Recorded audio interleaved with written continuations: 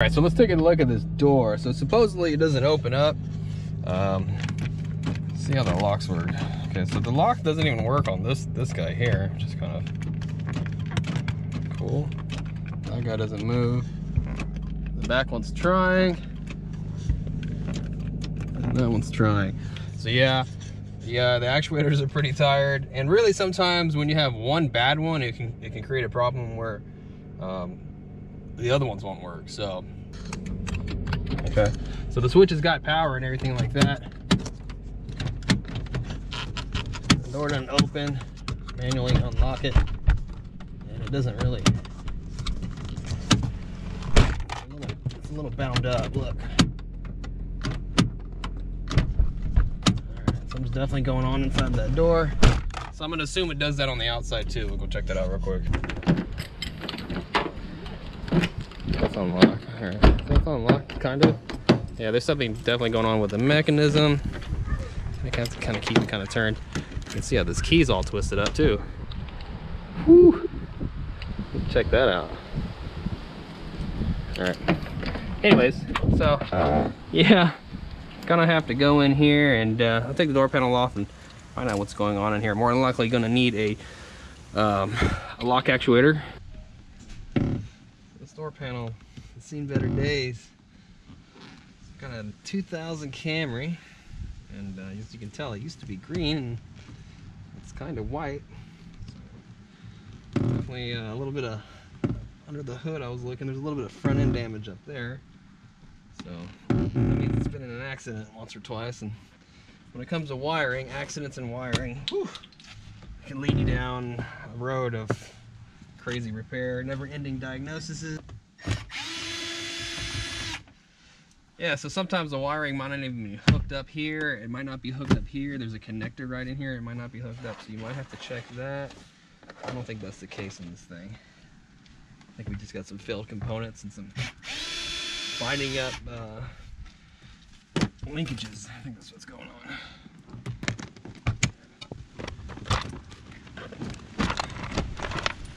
No, it looks like nobody's actually been in here. Usually this is all tore up by now, which is okay. So we got some of this action here. Everything's still all hooked up here.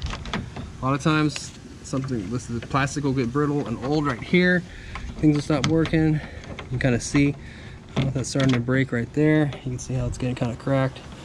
It looks like it still works. So took the little plate off that was here. This is the wiring that goes to the latch and the lock actuator. And inside, you can see that it's still hooked up. The cable plug is right here. Everything still looks hooked up. So what I'm going to end up doing is just removing the latch lock actuator assembly and pulling it out right here, and I'll end up testing the wiring, testing it for power and see if it's getting power. And more than likely it's just bad, but it'll be a good example. You can see it really good right here in my hand on how it works and what it looks like and how to test it. Yeah, so the way it looks to remove it, we're just going to go ahead and just disconnect these cables here, these rods like this. These things like to break, especially when they get old, so be careful with these. And then these Torx nuts here, and the whole thing should just fall down and you pull it off this way. These are pretty loose. Yeah, they shouldn't be that loose, so which is good. I mean, it makes this a little bit easier on me. So, all right. I wonder if there's one here. So yeah, a lot of times there's these little windows like this that allow you to get to the back side of the handle, so you can disconnect it from the door. And this latch is actually connected to the handle in there, so I'm gonna have to disconnect that. However in the world you do that.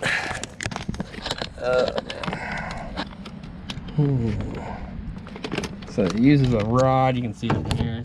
There's a rod up there, and disconnect that rod there. And hopefully it'll just come down. The run channel for the windows right here is held in with this 10mm here, and there's one down here. Gonna have to get that out of the way because it's actually holding it in. 10mm nuts. Turn that on. This run channel. Let me see if I can show you what it looks like. So this is the run channel for the window. You can see that's what the channel runs through here. Kind of get that out of the way. It's gonna have a rubber seal that runs all the way up in here.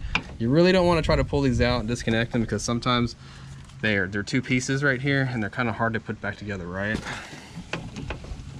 So I'm gonna try to do it without taking it apart.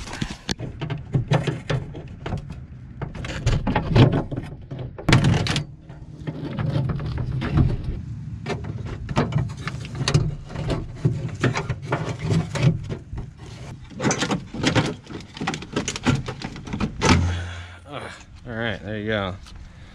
So this part here is actually the locking actuator, okay, that you would buy. That's actually the electronic part of the whole thing. And this is the part of like the slave system, I guess. This is the sensor in here that detects when you unlock it with the key that will unlock all the doors. This is this connector right there. So what I need to do is I need to test this guy for power to make sure that this guy's bad. All right, so I got this thing running. It's pretty cold outside. It's the next day, but I just want to go through and show you this. If you're a subscriber, you've probably seen me use this test light a couple times on my channel, but this is a really good test light. I'll talk about it real quick. It plugs in the cigarette lighter there. It'll show you negative and positive, and it's computer safe and has a little light. It's pretty cool. But I'm gonna go ahead and make sure that the switch is communicating with the motor here. And then if it is, then I'm just gonna end up ordering the motor. I'm pretty sure that you can just replace the motor part here. You don't need the entire latch. You got 4 wires here, but the only ones you need to worry about with this Toyota are the blue ones, okay? So you got 2 blue ones right here in the middle. You got a blue and red and then blue and black. And I think blue and red is gonna be locked, and then blue and black is gonna be unlocked. And what we're looking for with this test light, it'll light up red if it's getting the signal, if it's getting 12 volts. We'll go ahead and stab this in, and right now it's showing me green, which is ground. So if I go ahead and hit lock, it should show me red, which is good. I'm getting signal there. That means my switch works, fuses work, relays work, everything works. And then this one should be my unlock. Okay, stab it in here. And I'm getting ground now, and let's go with unlock. All right, cool. So I'm getting signal, so I'm gonna go ahead and order this. All right, so the parts finally came in.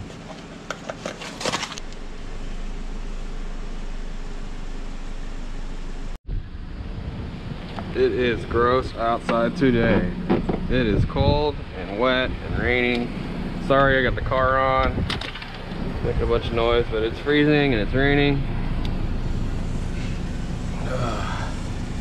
Gotta get this thing done.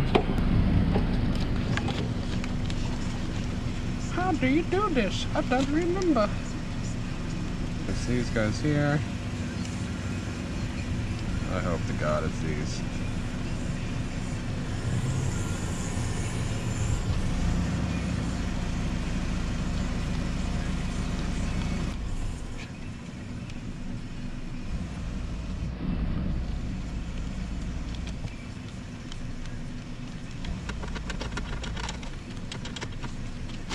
A little test.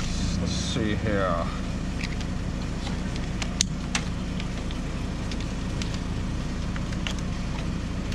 Okay, that's a good sign.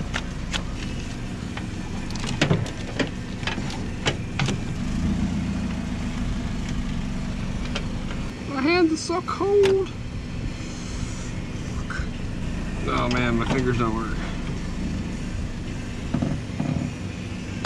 Oh.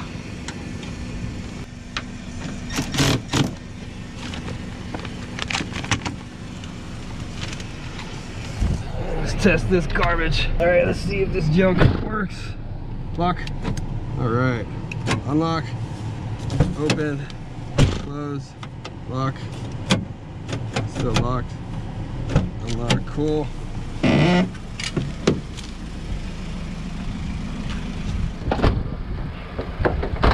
All right, door handle feels way better.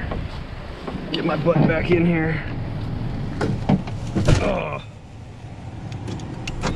Okay. Woo! All right, so I'll just throw the door panel back on. This door's good to go, and then I'll end up working on that door. And yeah, every time I try to work on these doors, the weather just turns to garbage on me.